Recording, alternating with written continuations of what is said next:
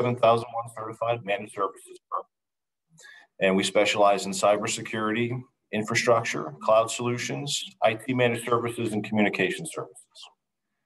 A little bit of background about myself. I've been in the IT consulting industry for the better part of the last 16 years. I have a CISSP and an ITIL expert certification. I am Advanticom's information security officer for our information security management system, as well as our incident handler for Advanticom's security incident response team. So being in consulting for all these years has afforded me the opportunity to work with many companies of various sizes and degrees of operational maturity. So I feel that I have some valuable insights to share with the audience today.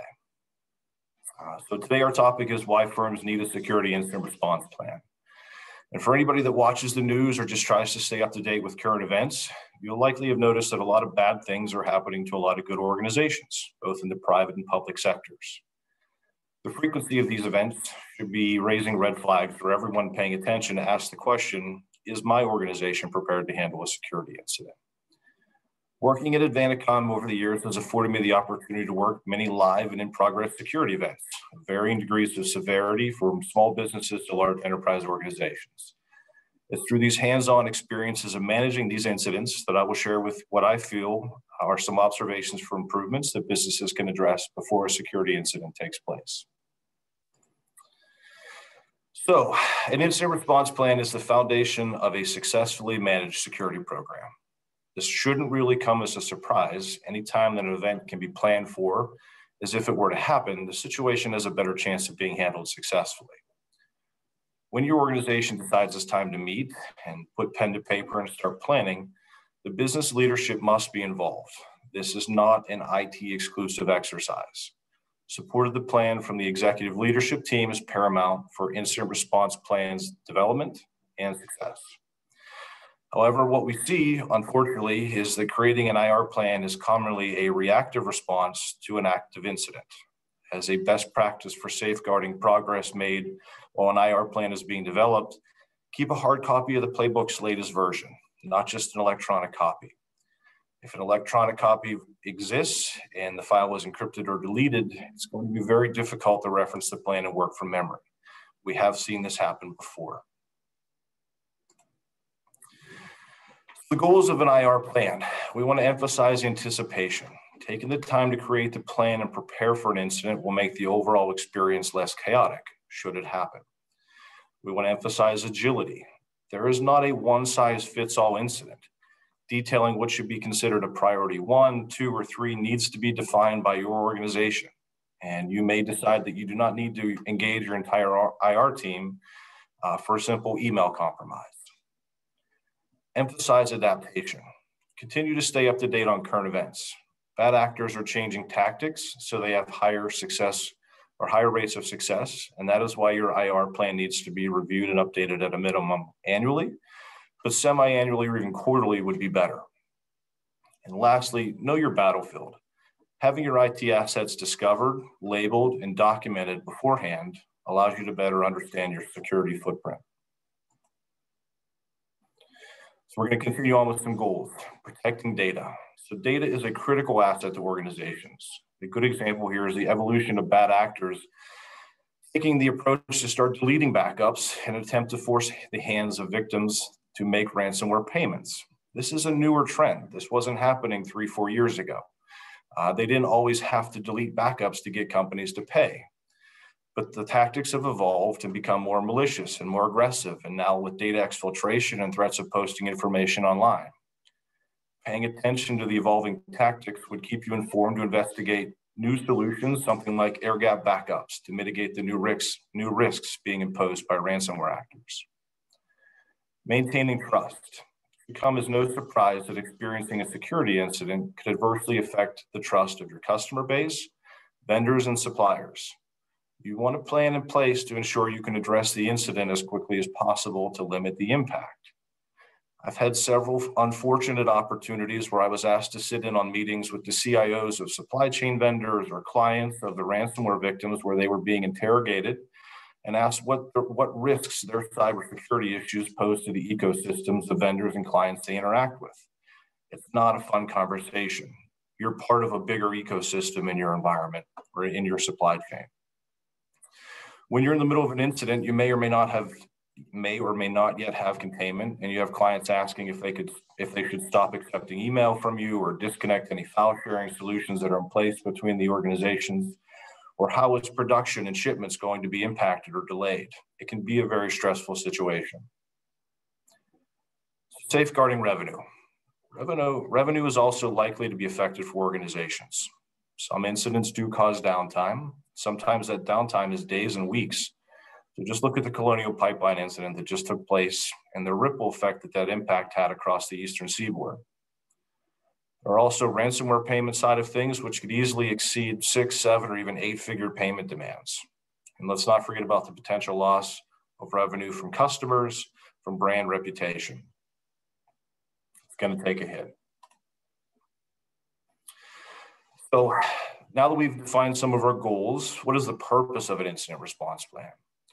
Well, to start with, it's to identify key business processes of an organization to reduce the impact of an incident. Some of the same data that you need to collect for an IR plan is similar to what you would receive from a business impact analysis or preparations for a business continuity plan. Does your organization have a business continuity plan? And what severity of an incident and impact to the business would it take to invoke BCP? Organizations need to take time to identify all of their critical systems, understand and document what servers run what line of business applications and what their respective RPOs and RTOs are for these applications. Application dependency mapping for line of business apps is a really, really big deal that not a lot of organizations have a handle on. And it's immensely important when it comes to recovering from a security event. There are software solutions out there that help make mapping these interdependencies out much easier, but there's still a lot of manual work involved. Firms that understand what business functions need to come up the fastest to sustain operations and the technology dependencies that support these underlying processes is important. The recovery stage of an incident is directly impacted by these key pieces of information.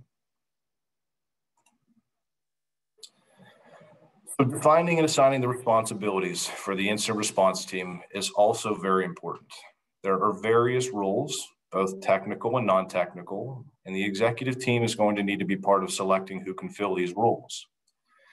Of the 6 roles that I've listed here, 2 of them are fully technical.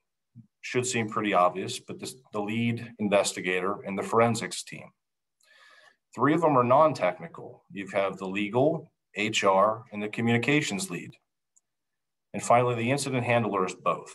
This person needs to have a strong executive presence and business acumen, yet be technically savvy as they liaison and quarterback the flow of information between the technical folks and the executive leadership team, along with the legal teams, so that informed and educated decisions can be made as this incident rolls out. Don't underestimate the role of the communications lead. They have to remain calm and collected while delivering news to employees internally and possibly clients and vendors externally. They need to understand the rules of engagement on who could be told what and when during a security incident. It's safe to assume that many organizations won't have a need for a security forensics engineer on their team day to day, and that's okay. Your organization, depending on the size and operational maturity, may have 1 or 2 of these roles filled internally and depend on trusted partners to help fulfill the rest of the responsibilities. Collaboration and communication between your vendors for these responsibilities is rather important. That's why it pays to exercise these incidents, I guess you would say, as a tabletop prior to them ever happening. So creating an IR plan can be a daunting task, let's be honest, but there are a multitude of frameworks out there that lay the groundwork that can be followed so that your organization can start making positive momentum forward.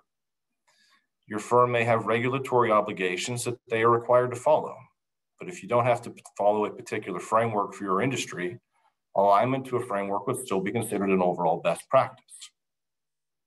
It will provide structure and guidance that is generally applicable, but not all criteria within any given framework may apply to your unique situation. For example, Advanticom does not perform any type of software development. So even though we are audited twice a year for our ISO certification, we're able to exclude this ISO control simply because it's not applicable to our service portfolio. So on the next slide, I'm going to briefly touch on the various stages of a live incident response. And the preparation phase is where the IR plan is developed, but it also is the phase where we can be proactive versus reactive. Listed here are some of the traditional security solutions, and we all recognize these solutions. Names of the vendors and manufacturers pop into our heads for solutions that have been in place for years. You may have even just processed a renewal and thought, should I see what else is out there? And then you think, well, my team's really busy. We have a lot of projects. Maybe this isn't the best time and we'll look at it next year. I don't want to add something else to the backlog. But that's not the case for all organizations, although sometimes it is for organizations that need to take a serious change in focus as to what's on the next gen side of this list. Over here are some newer security solutions that people may have heard of or even seen a demo but thought, we don't have the budget, or why is that a thing? It's never been before. Why now? Well, these new generation of security solutions that organizations need to start discussing how to adapt to strengthen their security posture. Security is most effective in layers, and that has always been the best approach. There are some new layers of security that need to be given a chance to be understood and value realized so that organizations give themselves a fighting chance.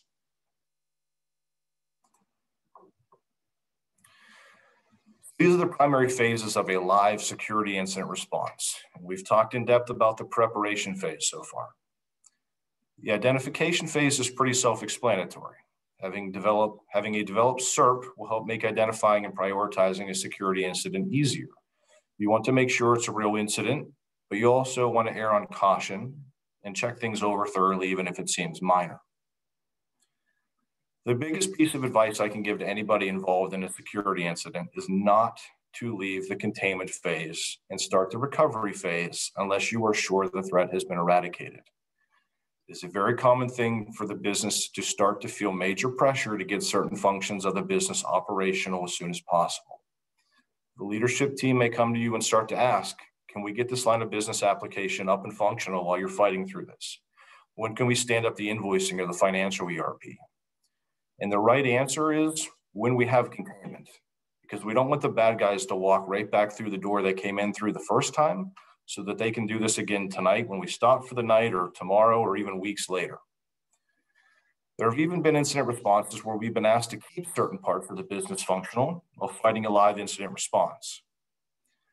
What made that possible was documentation, application dependency mapping that was part of a BCP plan, and network segmentation. So a security incident doesn't always put organizations in dire straits. The more time spent in the preparation phase, the more likely the organization has a mature IT operations with some capabilities in place that may allow them to limp along in a semi-functioning mode during a security incident. The recovery phase can be the phase that lasts the longest, especially when an incident involves ransomware. The better the documentation, the better the backups, the faster organizations can recover. But this can be a really painful process for both the IT team and the business. If your organization experiences a full-on security incident that takes systems down that have to be restored from backup, you must anticipate disruption during the recovery phase. Even if all of the backups are fine and the server is going to be easily restored, it's very likely that there are certain settings that were tweaked and refined, and they may or may not work after a restore. So there's going to be some massaging to get business back as it was before. And finally, lessons learned. This is a great tool to use on all facets of business, not just after recovering from a security incident. There's so much value in spending time reflecting upon what went wrong or right, and how do we improve moving forward. It provides a platform for everyone involved to give their insight that may or may not have been heard if there wasn't a place for it to be collected. You heard it yesterday during a roundtable discussion. Never let a good crisis go to waste. This is a slide that kind of details some of the things that you're going to review in a post-mortem from a security event. You want to know when the problem was first detected, by whom, and which method. Did they report it to the IT department? Or did the IT department find it through their security tools? The scope of the incident. How was it contained and eradicated? The work performed during recovery. Documentation during a security incident is really critical because sometimes there's got to be changes that are made on the fly, whether that's to a firewall or a network, or you name it. All of those changes need to be documented because some of the changes may need to be rolled back. You may have made changes that were deemed necessary at the time, but ultimately maybe that was going down a rabbit hole and it didn't solve the problem or fix where the bad guys got in. You want to document that step by step so you can roll that back. And again, at the end, areas of needed improvement. Which security controls failed? How can we improve these controls? And how can we improve our security awareness program? So you can measure the maturity of an IR plan by the ability to map policies to the level of risk and what risks the business is willing to accept. The last part might sound surprising, but in reality, all organizations have levels of acceptable risk. Some security solutions are simply too expensive or labor intensive to install or manage after implementation. It may come at a price tag that simply isn't worth the risk that it mitigates, so it becomes an acceptable risk, or you look for ways to meet in the middle to mitigate the best that you can. So use document versioning to keep track of how your IR plan matures year over year. And as it relates to concrete roles and responsibilities, everyone involved needs to know what the role is and responsibilities, but also use these reviews as a chance to incorporate new faces into the IR team. Employees don't always stick around for forever. The knowledge, once developed, needs passed down to new members of the IR team so that it will carry on. And you never know, somebody could have been involved with this at their last company, and they may have a new perspective and insight based on their experiences that benefit your team. Defining lines of communication is everything. From communicating internally with employees as to what to do and not do, to engaging legal and insurance, informing clients and vendors. Have emergency contact lists made, physical copies, key vendors and supplier contact lists. And establishing response procedures. Once you have all of these components in place, put it to test in a tabletop exercise. An example of a tabletop exercise we do with clients is called Backdoors and Breaches. It's a simple card game that simulates an incident response. Some important lessons from today. The most important lesson to learn after an incident is how to prevent a similar incident from happening in the future. In addition to potential updates to your security policy and security posture, anticipate having to make changes to your security awareness program to adapt to what it is that happened this time. It's a pretty astounding statistic, the amount of security breaches that happen because of the end user. You can have all the best security in the world, but you're one end user's mouse click away from having a disaster.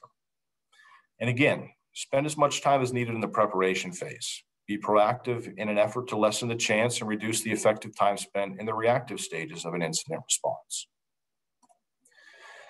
Today's key takeaway, final slide.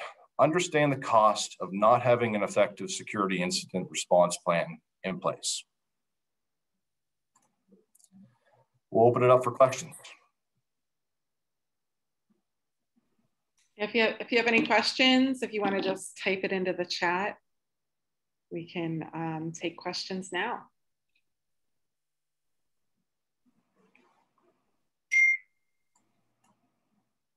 Is there a good place to find templates for business continuity? Yes. Frameworks. Go look at the frameworks, right? Whether it's NIST or ISO. I know we use ISO, right? So that's where we're developing our BCP plans from, and testing them semi-annually. Any other questions?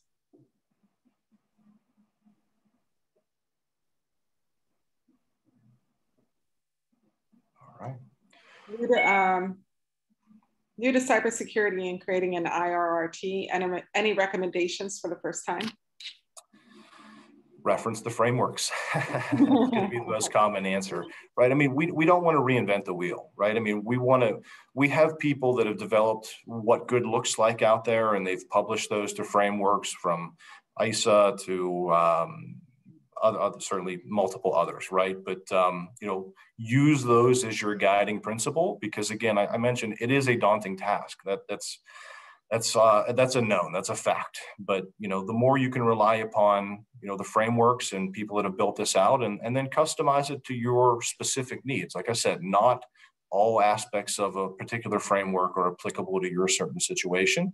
but you can certainly make some leaps and bounds, by aligning yourself to the frameworks. Great, thank you so much. Yeah, so I don't see any other questions. So I have 11:53. Do you have any other comments you want to make, or? No, I just want to say I appreciate everyone's time for joining today, and certainly always feel free to reach out if you have any additional questions. We'll be happy to let you guys pick our brains here at Advanticom. Yeah, so Keith's information is right there, so feel free to copy that down. This session is being recorded as well, so we'll have this available after Cyburgh ends. Tomorrow we will be back at 9 a.m. for the final day of Cyburgh. And at this time, noon, we will have business as usual, our daily program. So feel free to head back over to Sched and you'll be able to access that session from there. So thank you, everyone. Appreciate you attending this session and Cyburgh so far. All right. Have a great day.